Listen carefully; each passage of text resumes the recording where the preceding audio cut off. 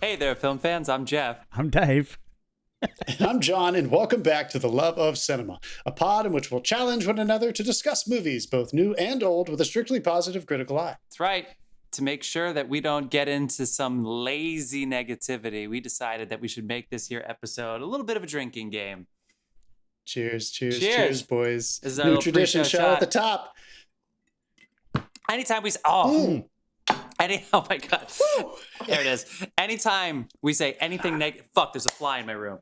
Anytime we say anything negative, Goddamn flies. anytime we say anything negative about a film, each other, the wildlife in my bedroom, you're going to hear this sound.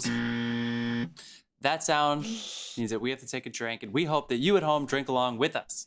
So, pour yourselves a glass, make sure you bought yourself a ticket, and let's talk about tonight's film, guys. All right, we're going to be talking. Hey. We are going to be talking about Bullet Train. Of course, you read your episode audio. Fuck, man. The title of the episode. You know it. We're talking about Bullet Train. Damn it. The movie, as I was saying before, I could not wait to come out because I'm so sick of seeing the trailer. I was so sick of seeing the It wasn't trailer. as bad as Snake Eyes. Okay. Oh, I still need to see that. I mean, both the media campaign and the movie. The media campaign. Yeah. All right. Passive aggressive, I think, but okay. Okay, so we're going to be talking about Bullet Train in a second. But first, John, shout our sponsors out. I got to say, Carlos, you got to pull your weight, man. We need Carlos Barroso, are you out there? Are you, sir, still our beer sponsor? I really, really, really hope so. Can you mail some to Los Angeles? I really, really, really, really hope so. You can find that guy on Instagram, cbarroso.beer. That's CBARROZO.beer. You can follow all of his fun beer shenanigans, the makings, the follows, passionate beer dude.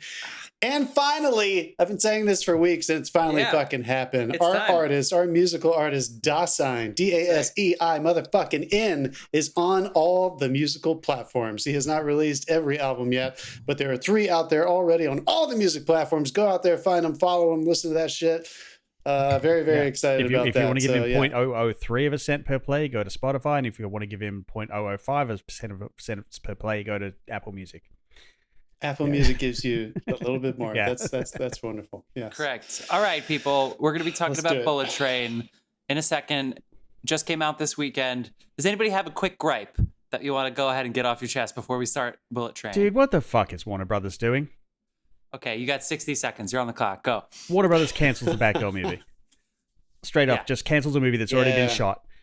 And Already it's shot. in post-production. Not only that, they cancel it on the fucking weekend that the guy is away for his wedding. The directors are away having Yeah, a you wedding. found out at a wedding. And They found out through the media. No one was told. And the movie they're keeping is The Flash, which is, the lead actor is literally up on charges now, felony charges, as of felony yesterday. charges. That's right, Vermont. And is like kidnapping and assaulting women, allegedly. What is he doing in Vermont? What is he? He was in Hawaii. It was actually He's been in no, LA, that was he's been in Europe. well. That's the thing. He's popping up like whack-a-mole, but charges are actually from fucking May. I mean, this could be just some really weird promotional campaign for the Flash. They're making it look like he's everywhere at once. I don't know. Yeah, that's the way to promote a rated PG-13 film. Yeah, because one of your stars is kidnap convicted some of a women. felony Yeah. or being tried for a my felony. But yeah, I don't know what's going on over there. They've cancelled all the stuff that was like literally in the can, and they're writing it off as a tax dodge, and that's a terrifying thing. Tax dodge thing, yeah. Yeah, if that is true, because no one's really confirmed it yet, I don't think. Yeah. Then that's a terrifying thing. You like, who's going to work with them now? That on the basis they might go, oh, we need a good tax year, so we'll just write your film off as a loss. And Yeah, what do they do? You can never release it. You can Yeah, never what do- release it. What did Warner Discovery do? Bury their ex-wife there? Anybody? Jesus Christ.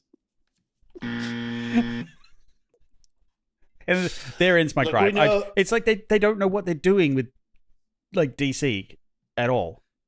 Yeah, I'm very curious. DC I want to know really more is about the- Batgirl. I'm glad they're not going to tell us more about Batgirl, but I have a feeling it was shot for TV. They don't think it would do well in the theaters.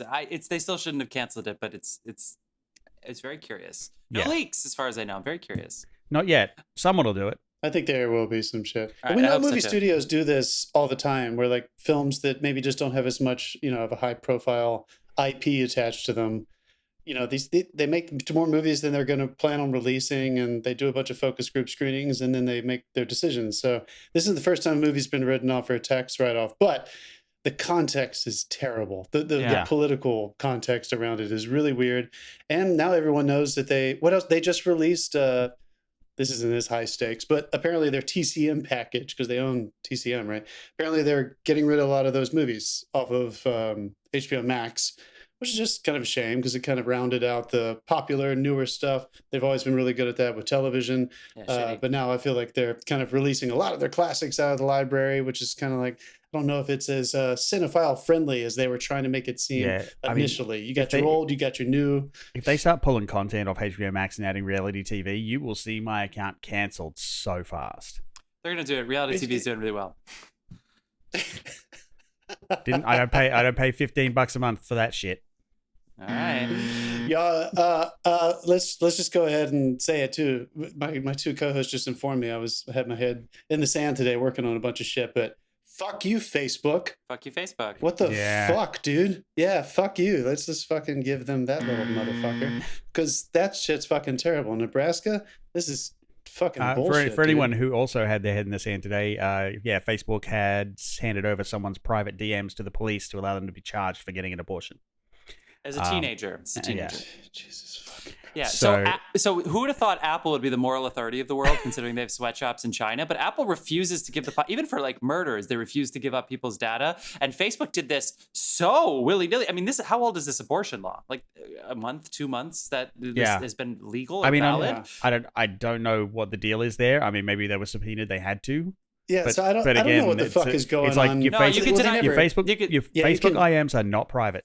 Just they have their own privacy, privacy licenses that we all signed on to at some point, just like Apple does, and just so they could have stood behind it if they wanted to. I'm sure. I don't know what the fuck is going on with Mark Zuckerberg, but isn't this just the play that you would expect from a social media platform that is now basically owned by people who lean towards the right and who are over the age of 50, right? Like this, people who would be totally in line with that kind of politics.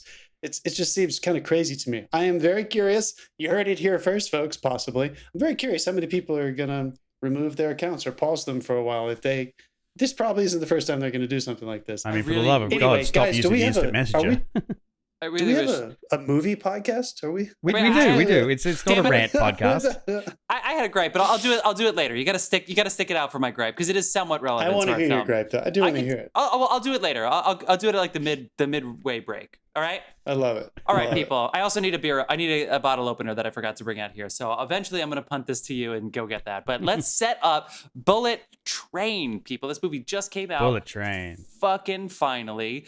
You probably recognized Brad Pitt in a bowler hat. Is that what those things are called? Yeah.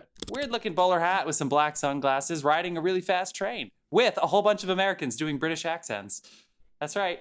We have Aaron Taylor Johnson.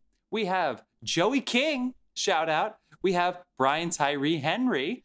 We have, I'm gonna make sure I don't spoil anything because we got the cast. I would not look at the cast. Yeah. Logan Lerman's in there for a minute. There are definitely a lot of surprise cameos in this. Bad Bunny's in there for a minute as Wolf, which is pretty fun. I'm gonna leave it there. The other ones I'm gonna assume would be spoilers if I said. This is directed by, I'm gonna fuck it up. Is it David Leitch or David Leitch? I think it's Leitch. It was Leitch. I think it's Leitch too. You got Leitch. All right, sure, whatever. Sorry, everyone. Yeah, it's one of them, and he killed it. So yeah. David Leitch, who has the uncredited director credit on John Wick because he was the stunt coordinator and he essentially stepped in and also became a director. I forgot about that.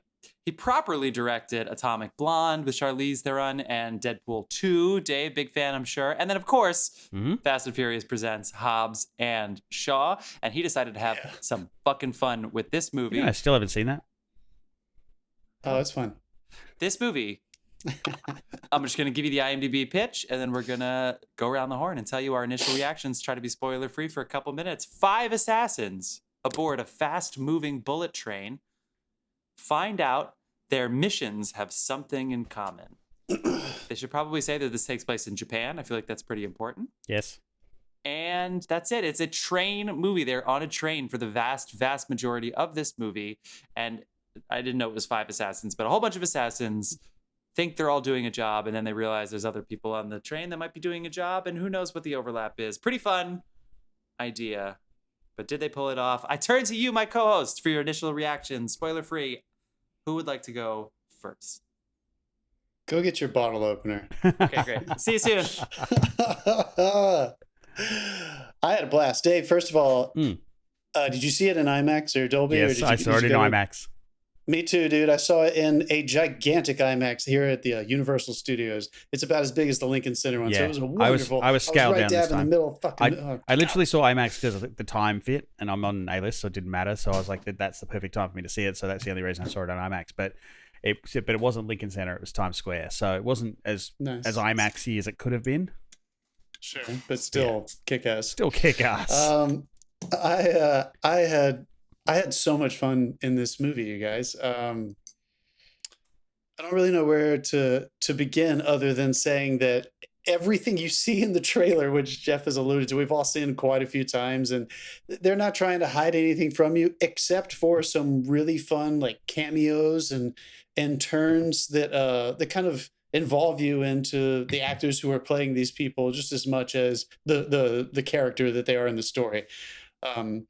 So it is what you think it is. You're going to have that kind of movie experience. So if you're looking for a fun time, action-packed, some comedic elements, just like his past few... Oh, Atomic Blonde didn't have as much comedic edge, but I would say John Wick and Deadpool 2, they have this guy... If this is his voice, then I feel like this was maybe the most him version of it that I've seen yet. I don't know. I haven't really watched a lot of interviews with him or anything, but I thought this was a real blast. Is it an absolutely perfect story? Are there maybe a few scenes where the banter maybe didn't necessarily need to be bantery there, or did we hear it a little bit too much? Was the ending absolutely perfect? I wouldn't say absolute yes, thumbs up to all those things, and it doesn't matter. I still had so much fun in the theater. I had so much fun, and this would be a fun rewatch. I think I would enjoy rewatching it just to see where you can pick up the breadcrumbs and just the performances. It's one of those movies, and Jeff, you always love saying this, so I want to hear you talk about it too, but God damn it, it's fun watching actors have fun. And I think everybody had a blast making this movie. And probably everybody behind the camera too. But I know everybody in front of the camera had a real fun fucking time. So it's kind of hard not to smile along with it. All right, Dave? It's funny because I didn't look the director up, but I do. But my first note was this reminds me of John Wick meets Deadpool. So that was his bitch. Yeah, and it's literally the guy who directed. Yeah. So right away, really quick, fuck every critic that dragged this movie because it has a 54 on Rotten Tomatoes. It actually has a green leaf on Rotten Tomatoes. Audience score 78, and this movie is Dave's exactly right. This is John Wick meets Deadpool, and it's the director of John Wick and Deadpool. He's making the movie he wants to fucking make. If you can get that, I would have never known that the Gray Man. Sorry, Dave, I'm going to come back to you. Yeah. I would have never known that the Gray Man was a guy that directed fucking Endgame or any of the indie films that they did early on in their career or the TV shows I would have never known that. Never, based on the movie. But you see this movie and you can see the person's resume and how they got there. They made the movie they want to make, and just enjoy it. Sit back and enjoy it. That's my fucking speech. Also, like, I'd pose a question. How long has it been since we had a good action movie that wasn't trying to build or be part of a franchise? Especially one that's funny. Exactly what I said. When I walked out, I said, this was, we had Top Gun earlier. This was so refreshing. This is the second, like, really big, thrilling movie with some big stars, like kind of how they used to try to make these movies. And it's not attached to any IP. And I don't think that we're going to see Brad Pitt's assassin character come back on a different train in a few years. I think this was it. And that's fucking awesome. It did remind me, like, in Die Hard 2, when he's, like, running through the airport, he's like, how can the same thing happen to the same guy twice? And I'm like, how do 5 assassins end up on the same train? So I was curious of that from the teaser, like from the trailer. But then there's also this little bit of a mystery thread that runs through it as well. And you're like, what is going on? Like, little Agatha Christie thing. Yeah, and you get little pieces of it as you go. I like the title cards for all the assassins. So you like, you knew their code names. So when people were talking about them, that was cute. This is based on a book, Mariah Beetle by Kitara Osaka. Cool. And I feel like he was kind of loyal to the source material in that, like, because I haven't read it, but like it's set in Japan. There's so many elements of Japanese culture there. This is just fun. This is so much fun, And you're right. Some of the banter, you're like, all right, you just kind of, having a bit of a wank now, but move along. But it's still fun. There's not a moment I didn't enjoy. Having a bit of a wank now. Yeah. I They're. Go ahead, Jeff. Go ahead. I completely agree. I sent you guys a message. I saw like an early screening of this. Yeah. I saw it on like Tuesday before Friday or something. I saw Grey Band twice. We did our episode on Monday, and then on Tuesday I was like, I don't have anything to do tonight. And then I saw that they had one screening on Tuesday night at like all of the AMCs. I was like, fuck it, I'm gonna go now. So it's been a week since I've seen it, but I texted him after. I was like, holy shit. And I think maybe I might like it even more because I had just seen Gray Man. And as much as I wanted to just have fun in that movie, I could not help it because the movie was such a mess. The script was such a corpse. And there's, you're right. Yeah. and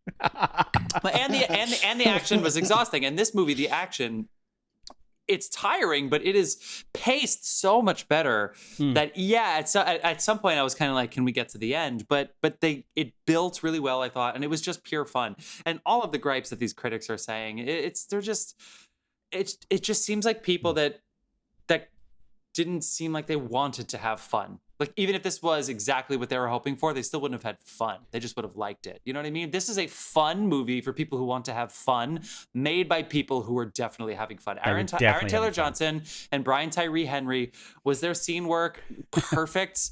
No, but they were just clearly fucking with each other. Every take, I imagine, was different, and they had no idea what the final product of the film was going to be in. Joey King had like the sneering thing, but she was underplaying it. She was just having fun with the different things she was doing. I'm amazed really the amount of times she got away with but I'm just a girl. I know, and it should have been too many times, but this is the movie that they wanted to make. It wasn't though. It's like, you're like, everyone is falling for this. Like, yeah. And the battles, and I've even seen complaints. My whole take isn't just about complaints, but I've even seen complaints where they would introduce a character and then the action would happen and then the character would die so quick. And they're like, oh, I wish I could have learned more about them. And I'm like, life's fucking messy, all right? Are they just talking about one character? Should we wait for spoilers to I would say there's at least two. But I mean, if you're going to have a train full of assassins, though, you've got to have some expendable characters that set up some of those situations. Because like, what happens with the wolf is extremely comedic. Yeah. And it's a... Are we getting into spoilers? I know that happens pretty early in the film, but let's go to spoilers. All right. I think you heard our takes, folks. We all had a good time. You should go watch it. All right, spoilers. I think the brilliance of the wolf in that happening so quickly and kind of abruptly, I didn't feel like, oh no, they made a mistake. I felt like very much like they're doing this for a reason, and they taught us that same fucking thing I always fucking say. They're going to teach you how to watch this movie in the first 20 minutes, and they do. They're going to play with fun kind of flashbacks and how we got there montages throughout the film, leading up to a really fun one with the fucking water bottle. Sneaking a weekend at Bernie's moment. Yeah. So I thought it was cool that they started that with something that was, Dave, you're totally right, dude. The brilliance with this movie is that it's not just fun stars, having banter and fights on a train. There is a mystery there. So the wolf segment is the first real seed of that. Because they exclusively have fun when the Fruity brothers, the Lemon and Tangerine, talk about how many people they killed. That's strictly action. There's a lot of Tarantino elements in this that are just kind of, it's sorry, but I think he owns that kind of thing. And that was very much that. But then the wolf planted a new seed with mystery. And I thought that was cool. They're like, it was sexy. It was fun. There was still a lot of action, but it was the first time when you were like, what's going on? How are all these people connected? Yeah. Also, how important it is for that incident to be isolated, for somebody to die and nobody else see it. Because if they started to discover things too quickly, then we would have known too much. But if it's just Brad Pitt dealing with this isolated incident and we don't know what the person came onto the train to do, then I'm left with this looming thing of like, well, what would have happened if this didn't happen? If this and didn't also, intersect? Nobody else is aware of who, like, they know that someone's killed this guy when they do, like, some of them do start to find him, but it's like they don't know who.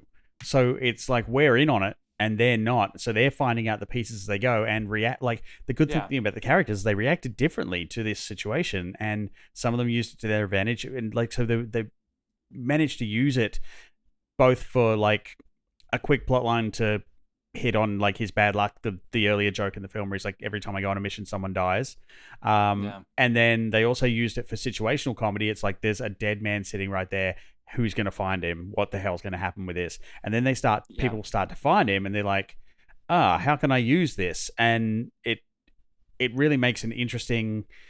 It kind of made the plot very character driven.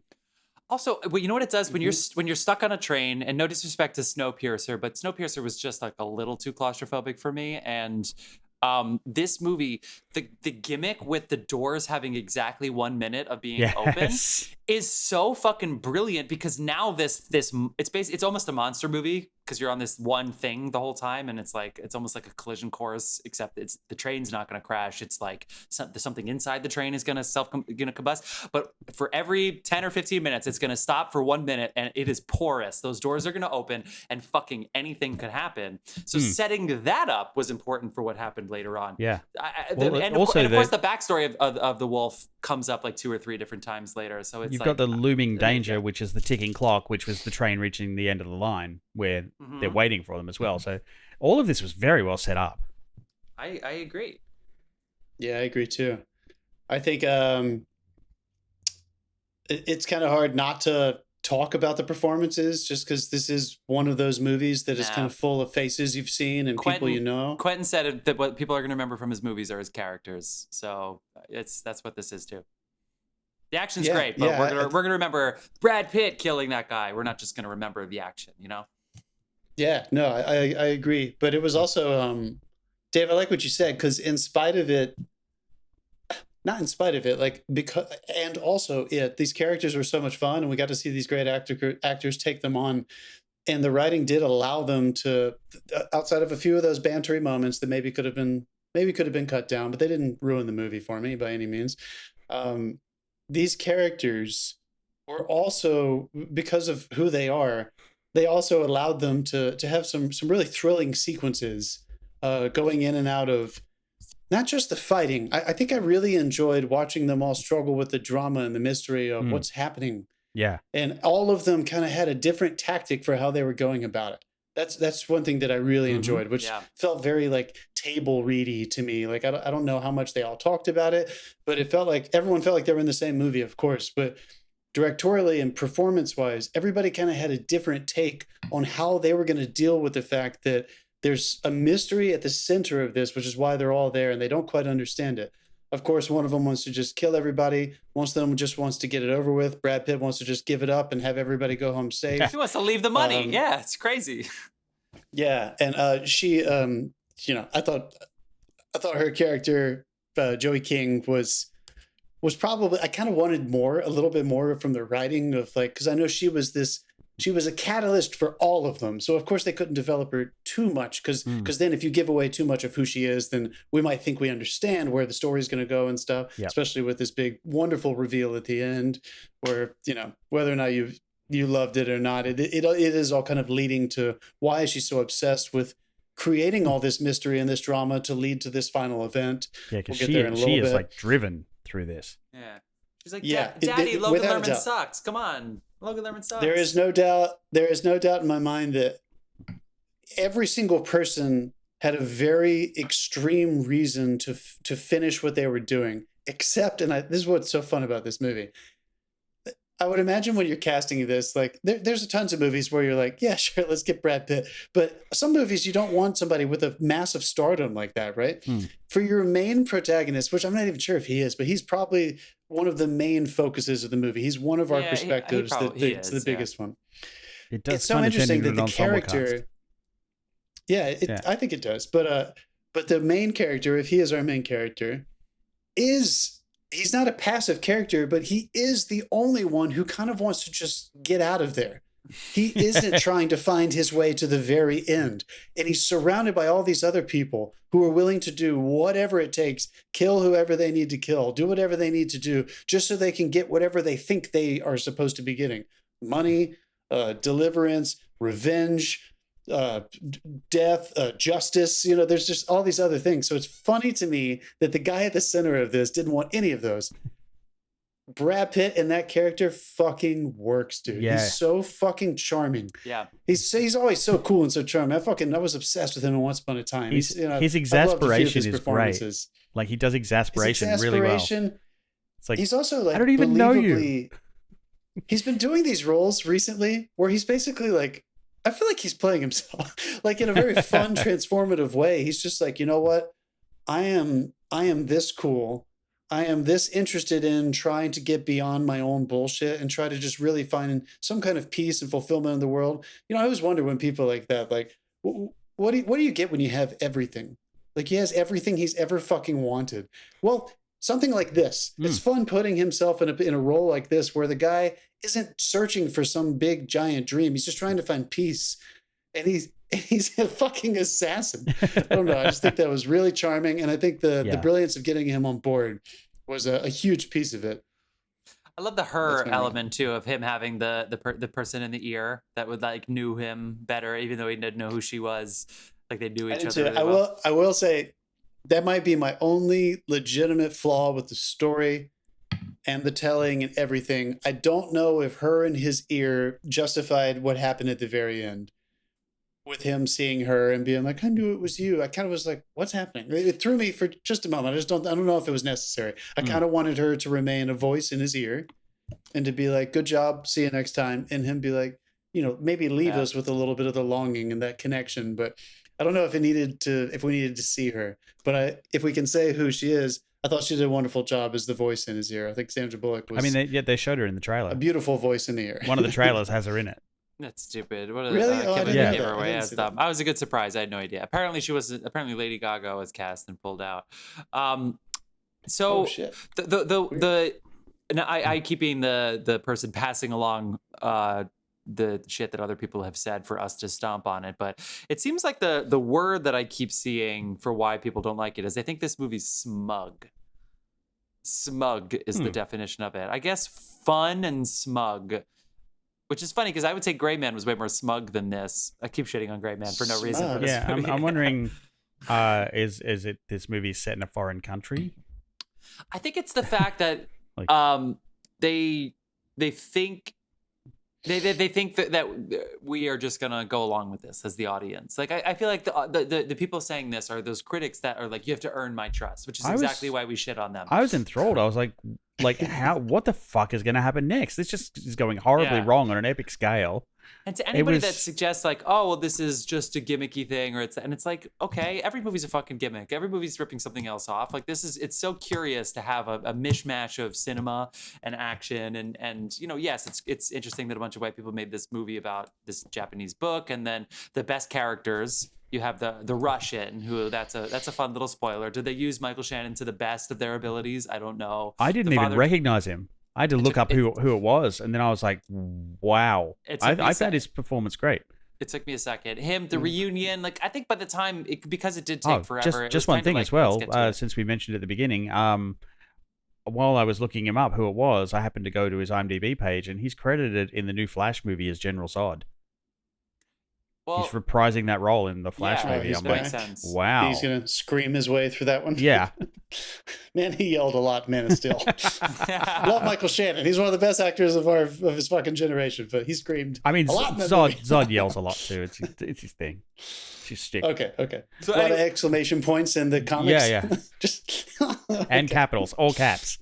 He's one of those all cap messages. I think the Thomas stuff didn't work for a lot of people. I think it worked for me. I thought that was fun. And the Killers, there's always something weird. They always do this kind of thing. Like that's why NoHo Hank on Barry is so fun. Because like his thing is that he's just like, oh, it's just me and Esteban, and we're gonna go and we're gonna murder some people, and it's like that's why we love that character so much. But with this, comedic action with murder is hard to pull off, but I think they do. I think it's really entertaining. All of those fight sequences, joking through the fights. It's not smug like look what we can do. I think it's very. I'm glad that they did that as opposed to I'm glad you brought that up because the one thing I really appreciated with this was like there was these comedic fights, but when the assassins start to drop, it hurts. It's serious. Like the deaths are not jokes.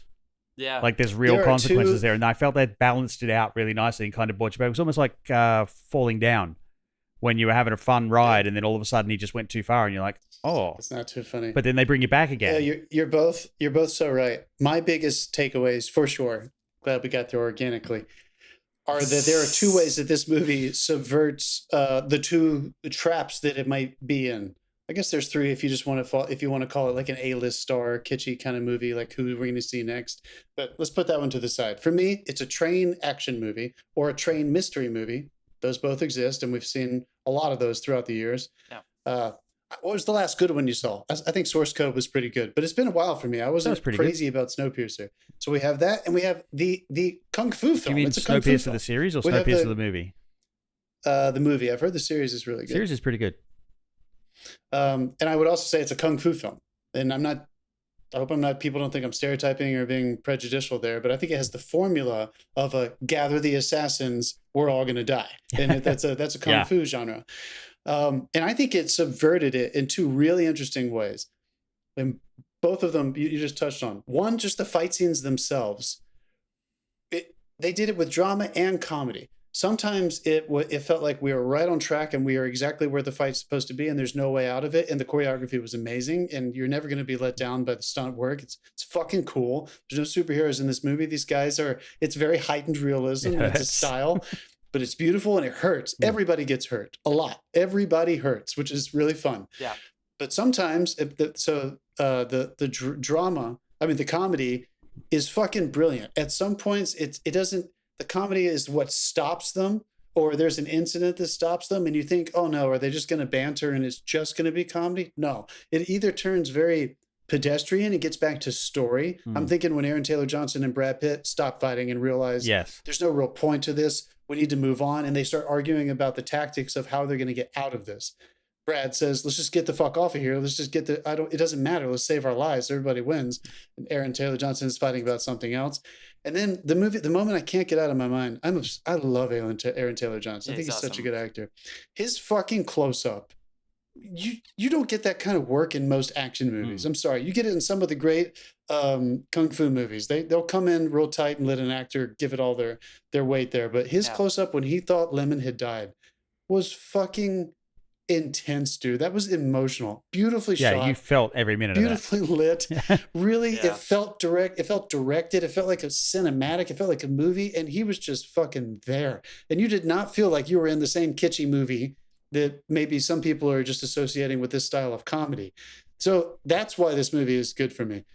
We're gonna rewatch it maybe 2 or 3 times over the next few years, and you're gonna know what happens and you might not be as drawn to the mysterious element because we're gonna know what happens. I think the performances are gonna be there, and it's not just the comedy; it's those dramatic moments that really worked. And of course, the flip side when Lemon thinks he finds him dead, at the very end, he has 2 fun payoffs that I think are really cool to watch him get paid off. So those really touched it for me. There were a few very choice times where they subvert these 2 genres. That's why this movie is original. And I think that's why David Leitch deserves some credit, because I really haven't seen a movie on a train with the Kung Fu style blend both of these quite as well. Tarantino does it so well. He just hasn't made a train movie yet. So I think David beat him to the punch there. Well, and you have to paint your way there. So for instance, you don't just do plot. I think smug means plot and that they're just having fun with like the plot that was already on the page. But that's tone.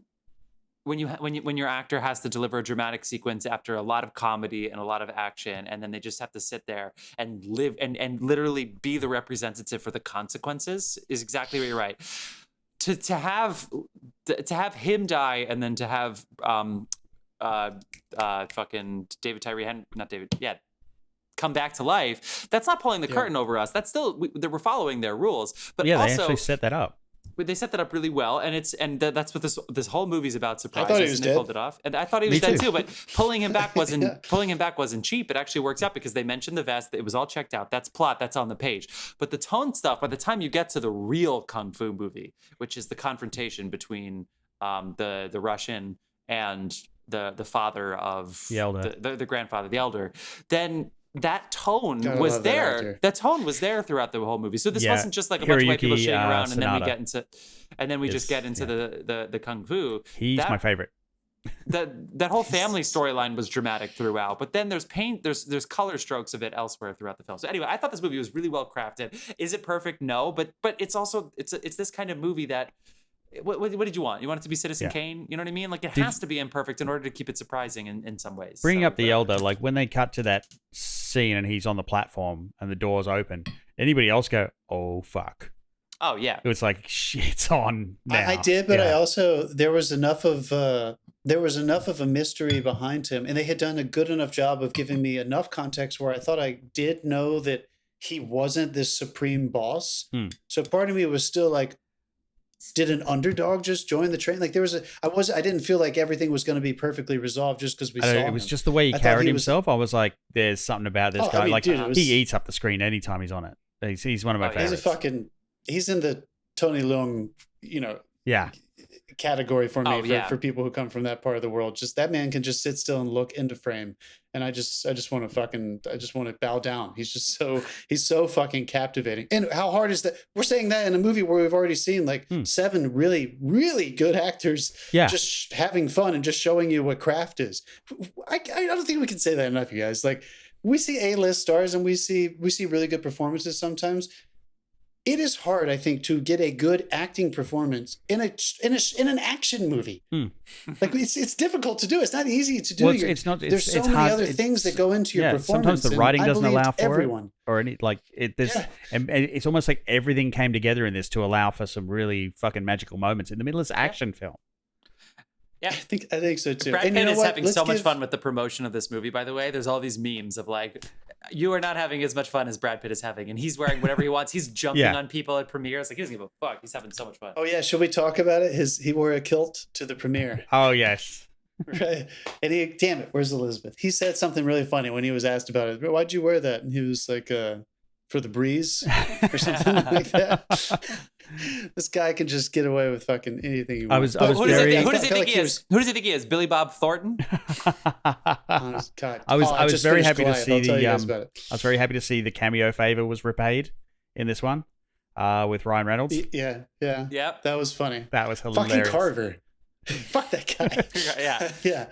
Yeah, it was fun. Brad- But you're still gonna have fun. Brad Pitt's stunt double has worked with director David Leitch on Fight Club, Ocean's 11, and Troy and Mr. and Mrs. Smith. Leitch has worked Leitch was Brad Pitt's stunt double. Leitch has worked as Brad Pitt's stunt double. Holy shit. Okay, there you go. Sorry, I had to read it slowly. This guy was Brad Pitt's stunt Whoa. double. No fucking wonder he was in Deadpool 2. can you- and then he's can in you- his movies. Can you imagine him just sitting there in the director's chair? It's like, step off, Brad. I'll take this one. Yeah, right? But Well, I'm trying to think- and now it's I'm- saying that Brad Pitt did 95% of his own stunts because he's probably sitting there. It's like, I don't need this. It's Yeah. probably some fun with that. Fuck You you, left. David. Has that ever happened before? I'm trying to think of a stunt coordinator that's become a really brilliant, successful director. we I don't think talked I've ever about- heard of that we- just in my trivia. We talked about the John Wick stunties at large when John Yeah. Wick made it into like the fucking semifinals of our franchise face-off. Yeah, I mean, I don't. Out of nowhere. I know a lot of them move up to like fight coordinator and stuff like that. I don't know about directing. I'll ask some friends. Yeah, Yeah, let me ask know, around. 'cause, Get the whispers. Because honestly, if you guys were going to give out the Oh, anyone on to YouTube, if you steal- happen to know, feel free to let us know because we don't do feel free to let research. us know. Not to steal any of the some other film podcasts like to give out like little acclimates and shit like that, but I was trying to think, kind of coming into this, like who gets the gold star? Like who's the film? Because there's so many great acting performances. The editing is really fantastic. We're starting to realize this director's voice, and it's just so much fun and so entertaining. Especially, this is so fun that we're contrasting it, just talking about The Gray Man, where we saw a similar kind of movie that I don't think succeeded as well as this one did. And those are two. I mean, really I wonderful like The directors Gray and Man. writers as I well. like this better. Yeah. You like- Who do you think? Who do you think really pulls it off here? Who do we give the gold star to if we're gonna not credit for the entire movie, but there's so much success in this one, and who do we think is really at the helm of this fucker? Are we gonna give it to David Dave? or Dave, what do you think? the story? I think I mean that's the thing. You can't give it to one person. There's so many different elements that came together to make this the gold that it absolutely was. Yeah, Like- I would go with Aaron Taylor Johnson. But you're right, Dave. Dude, all right, can we just lean into it? I walked out of that theater and Elizabeth was, every time Brad would do anything to his appearance, the jacket came off, the hat came off. When he pulled his hair back beside me, I would just hear, It's just like right there every time he would change his appearance. I mean, and the guy looked amazing. But I walked out of that theater and I was just like, I fucking love Aaron Taylor Johnson. He is so talented. He is so fucking talented. And he's one of those actors that really good looking guy, right? Like he probably could be pushed into the more of the vehicle kind of stardom where they want him to keep taking. And I'm just imagining he's got some team around him at CIA that keeps yelling at him for not taking lead roles. He wants to play characters. Or for running from Marvel and saying, yes, I'll do your Marvel movies. And then he says, I'm so sick of doing these Marvel movies. Like, how does he still have a career after that? That's so great. He's going to be, Sony loved him so much in this movie that he is going to be in Kraven the Hunter. He's going to be the title character. Kraven the Hunter, 2023. If they make it. Yeah. You think they're Kraven the Hunter? Yeah, it's a Spider-Man villain. Interesting. / not villain, anti-hero sort of thing. Good cast in there. I also Brad Pitt is The Rock, and it's hard. It's a very difficult role to have fun and be loose and be almost like a pacifist former assassin, but to be The Rock of this kind of movie, but also have that kind of fluidity of your character, the toilet gags, all these little mini gags that seem like distractions, like to pull that off. So he really is The Rock. You know, Aaron Taylor Johnson's performance is aided by the fact that the people around him were great, but I think he outshone the most, so I'll go with him. But you know, it could have been edited differently, and who knows? Not just that, he's like Brad Pitt's an A-list megastar, and he was billed as like the comedy lead of this movie in all the trailers. But the discipline to step back and let these other actors have their moments, and he plays in the background.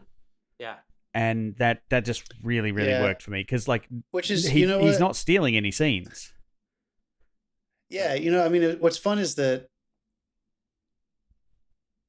I know we've all performed before. We talk about this kind of crap in acting class all the time, and I always imagine when you get to that kind of stardom, there are different things that are going to attract you to projects because you have shit thrown at you all the time. They're just reading scripts all the time, trying to decide what am I going to do next? Do I need to do anything? You're waiting for that project. And I think what Brad Pitt has been doing recently, which is making me so happy, is that I could see somebody getting to that level of stardom and thinking, Daniel Day-Lewis might be thinking, if it's not going to make me change my entire life and give me motivation to work on a role for 2 or 3 years, I can't do it. Someone like Brad, who's a working actor, who really stays employed and likes making movies and likes producing movies. I think he gets a big kick right now to just getting it from his scene partner. Yeah. Whatever's on the page, the acting, the director, the cameraman, they're scene partners, and whoever I'm talking to is my scene partner. And I'm going to just have fun with these people. And the character just kind of comes out of him. Again, he's doing this thing where he's being so himself recently. It's so refreshing. And it's just really inspirational. He has young kids, but young meaning that they're still like in school. I've been saying this for years, thinking about people like Hal Holbrook and Max von Sydow and Liam Neeson, where they at retirement age, they work harder and more prolifically than they ever had before. And I'm just totally convinced that like their life element of this, which is very important to all of us. We only get one life. We want to make sure that our life is our life. But at a certain point, you're like, wait, I'm an actor. This is fucking awesome.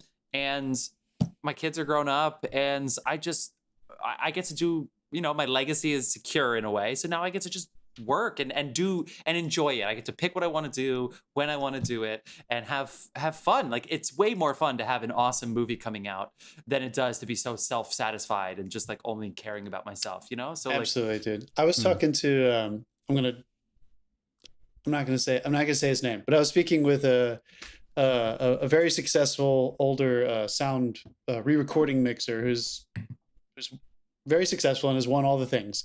And he was talking to me and he was saying, it's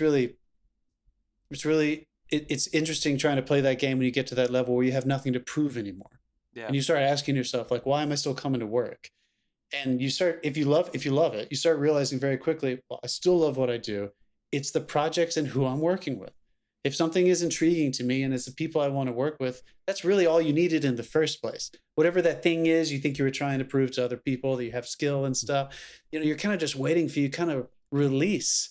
I don't think Brad Pitt has ever really been desperate to prove that. I think he's just too cool for that. I think he's always been too cool for that. He's got that Redford, Paul Newman thing. But I feel like something happened to him. Something happened in Once Upon a Time. And I know he he got tons of acclaim for it. Maybe was going to win the Academy Award.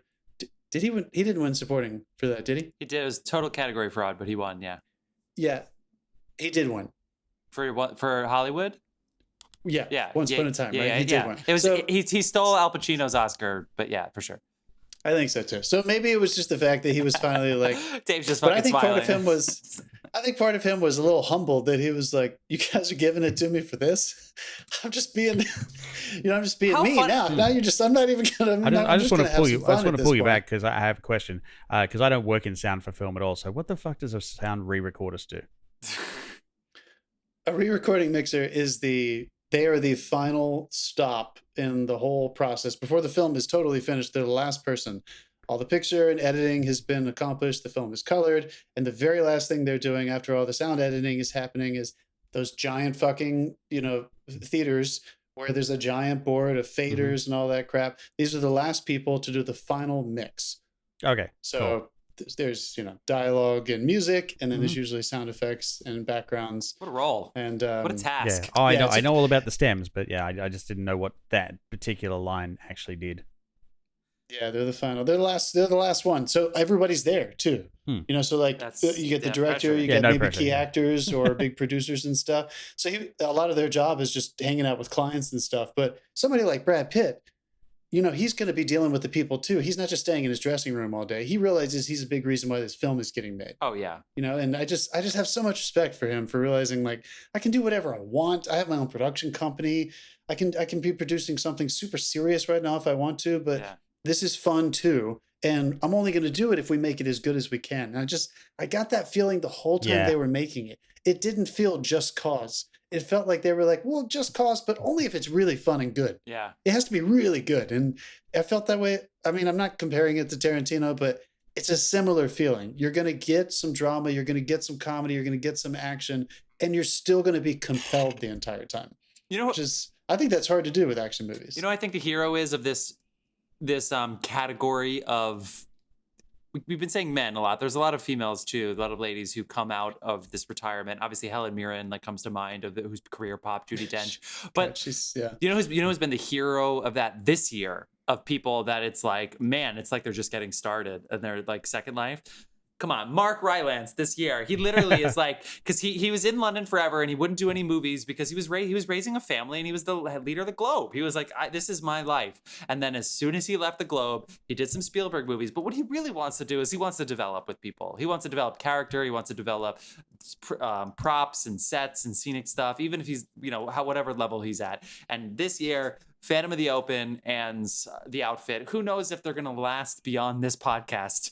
But fuck, man, that guy is doing it exactly right. This is exactly what he wants to do. He could be in any, he could be doing the Tracy Letts roles and any of the, he could be doing whatever the fuck he wants. And he wants to be in the sandbox with amateurs, with people that it's their first film. And he wants them all to come together and say, we're figuring this shit out. Let's go.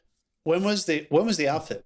When did we do that? Was that this year or was it last year? It's probably like 3 months ago. It was this year. What do you mean? It was longer than 3 months ago. It was this year, right? It was this year. When we walked out of Phantom of the Open, I thought the same thing. I was like, so far he's got the cake for me. He's my actor of the year. Yeah. I feel like he's a great actor. If He's he always has going to be something up his one of the sleeve, best actors of the year. if he has something up his sleeve for like November, no question. That's it. I bet he does. I bet he fucking does. But anyway, I feel like we're kind of relying on these massive stars. Not that Mark Rylance is a household name, but he's got a lot of weight. We're kind of relying on them to revitalize movies because whether we like it or not, we've kind of gone away from them. It's not that this movie isn't still technically escapism. Like there's, even with the drama, it's a fun movie. It's not going to walk out of here and change your life and make you think about all the geopolitics. This movie's not really about Japan, even though it takes place in Japan. Yeah. But we are seeing people like Tom Cruise and Brad Pitt and Mark Rylance and a lot of amazing stars from all over the world that are trying to remind us that movies can be fucking great and they are worth seeing in the theater. HBO Max, we're talking to you. There are ways to get people back here, and I just think it's so cool that we still have a lot of these people who are right in that part of their life where they're either just around 50 and kind of like, what do I want to do for the next 30 or 40 years of my life? I'm already a gigantic star. Or there are these people who are, not nearing the end, but have lived a full life and are saying, why do I need to keep going back into the studios? And I think we're seeing them make fun choices. This was the third time this year where I said, this is why you come see movies. Yeah. Phantom of the Open, honestly, was my first time where I was like, God damn it, I'm so glad I'm in a movie theater. Yeah. You could watch that on a teeny tiny television. It wouldn't matter. But I'm glad I was in a movie theater. There were like 20 seats. It was really intimate. I loved it. I'm glad I was in a fucking IMAX and Dolby for Top Gun. That was a gigantic movie. And this movie was somewhere kind of in between. I still saw it on the giant apparently Top Gun's screen. coming back to IMAX this week. Jeez, it's still in the theaters. They realized nothing because IMAX has been a new movie every week, but God, Top Gun was the best. Yeah, because it just passed Titanic, and I guess they want to cement it. So I think domestically, it's fucking crazy. I think E.T. is doing the re-release in New York this week for their anniversary. Yeah. Brad Pitt's turning 60. We got Jaws. You said 50, John. Brad Pitt's turning 60 this week, but it's okay. You got the Damons and the Afflecks are coming up next. All of whom are Brad Pitt turning 60 this week. 1960 December 1963. So in 2023 he'll be 60. Yeah. Damn. Okay, people. I think we're coming. I think just give up. I've decided my gripe is actually relevant to all this stuff, but I'm gonna punt it to our vengeance episode, which we're gonna record next. If you want to hear my gripe that has to do with Brad Pitt, Ben Affleck, and Matt Damon and others, you're going to have to listen to our Vengeance episode, which will be dropping a couple days after this one. But I think we're coming to a close on our Bullet Train episode. End of the line. Guys, amazing. We made it to Kyoto. I'm going to just drink and okay. Yeah, sure. So we're going to always finish out our episodes with a quick round of what you've been watching. People. Dave, what you been watching? Sandman came out this week. What do you think I've been watching? The Sandman. Finished it. Watched the whole damn thing in 2 hits because I got tired. And we had a little bit of social activity this weekend. But it's just fucking beautiful.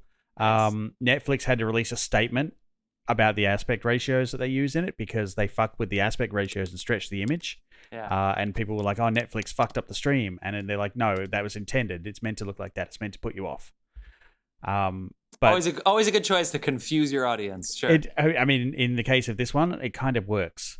Everybody nails their roles in it. It's a fantastic series. Highly recommend it if you're a fan. Highly recommend it if you're not. Go fuck yourself. And then I showed my wife Uncharted, which we talked about. Nice, yeah. Years ago, which dropped this week on streaming. And she had great fun. Oh, cool. Yeah, it's fun. Yeah. All right. She did draw the line at the flying pirate ships, but she had great fun. I think everybody drew a line at the flying pirates. Good thing they did it at the end. Yeah, everybody drew a line. The $4 billion pirate ships that were just being flown in midair over rocks makes total sense. John, I saw you checking your notes. What you been watching? Also, I was just looking up Sandman. I hadn't even heard of that. Neil Gaiman. It's yeah. Cool. There's a whole series of graphic novels if you want to look through them. Sweet. That guy's pretty talented. I finished Goliath, the Billy Bob Thornton series I was telling you guys about. Yeah, I mean, come on. Law shows, if they're done well, it's always compelling. You know, it's hard not to find the mystery and the drama and good courtroom and detective work of lawyers and stuff. I thought this was fun. It's only 4 seasons. I really appreciated that it was it's not going to go on and on and on. Each season felt different tonally, and the last season is shot in a different location, and it's more like a noir. It was cool, man. It was cool. Nice. So if anybody's looking, Amazon, definitely worth checking out. And how about you? So this week I watched a lot because I put in my graduations. I applied for graduation, so I decided to celebrate a little bit. So cheers, man. Is there an application fee and shit for that, or like what? No, it just means that I'm gonna graduate. They passed along my information to the head of the school. So you're totally done with all of your actual work? Yeah, I was almost done, but fuck, dude. But last Monday, literally the day of our podcast recording, literally the day of our podcast, Chloe was like, "You're still doing the podcast?" Dude. And I was like, "Yeah, I'm gonna celebrate by drinking with my friends. Get the fuck out of here." Hell yeah. So I watched 2 things for this episode. I watched 4 things in total, but 2 of them I'm going to save for our Vengeance episode. That's Vengeance, people. The BJ Novak, yes, Ryan from The Office movie we went out and saw. So I'm going to do sports documentaries for this. So I saw The Captain, which is the Derek Jeter documentary on ESPN. I liked The Last Dance, which is Michael Jordan, and I liked the Tom Brady one that I always forget. They're both pretty good. So I've been watching The Captain on ESPN because I got ESPN Plus through the Disney bundle, and I really like it. I'm a Yankees fan, so it's been good to go back in time. Kudos, Derek Jeter. And then I went to the gym today. It was so fucking crowded, and the only thing that was open, the only machines that was open was the row machine. And rowing is so boring, but I had just watched an entire season of a show that was so entertaining that I was like, I know, if I have John's Netflix account on my phone right now. So if I put on if I put on They're coming for you. if I start season 2 on my phone, then I bet you I'll row this fucking row machine forever. And so I fired up season 2 of fucking Formula One Drive to Survive after having binged the entire first season in like 3 days. Oh, Wow, were you leaning on the row machine? And I'm at the row machine, and that was today, and I'm already taking fucking corners on the row machine. That was this morning at like 8 in the morning, and I've seen 4 episodes of that today. Like literally making breakfast, next episode. Like literally like making lunch. It is so addicting, dude. I can't believe how well done. This is honestly, I'm gonna say it. Unreal. This is Netflix at its best because they have way too much money. They have every angle. The audio is incredible on this. It is all of it's amazing. so good, dude. It's amazing. So I highly recommend. One of my friends who's Chris who's come on, editor, Mandalorian. One of his buddies, a picture editor, has always worked in reality. A lot of them cut their teeth in reality and live, like variety kind of shows and stuff until they're all dreaming of getting the big narratives and stuff like that. This guy's always had a real stylized thing, apparently, and he just got tapped. He's gonna be one of the key editors on the next season of Formula One. So he's just like, oh yeah, but he's gonna be so busy for the next year. So much footage. Can you imagine how much footage there is? So much how footage. Much fucking footage is there? You know they record. Anyway, everybody, stop what you're doing and go watch that show right now. It's so much. It's so much fun to watch. We got to bring it home because we're recording our next episode right now. Thank you guys for a great episode on Bullet Train. Go see it in theaters now. It'll be on streaming soon, but you should see it in theaters. Anything else before we go, my friends? Nope. See it in theaters. Go see it in IMAX. All right. Yeah. Until next time, film fans. It's 86 degrees in my fucking apartment right now. I'll see you next time, film fans. Dude. 86 degrees. That's fucking cute. It's cute. Taking a holiday, show you a real fucking temperature. Yeah, that's not a nice.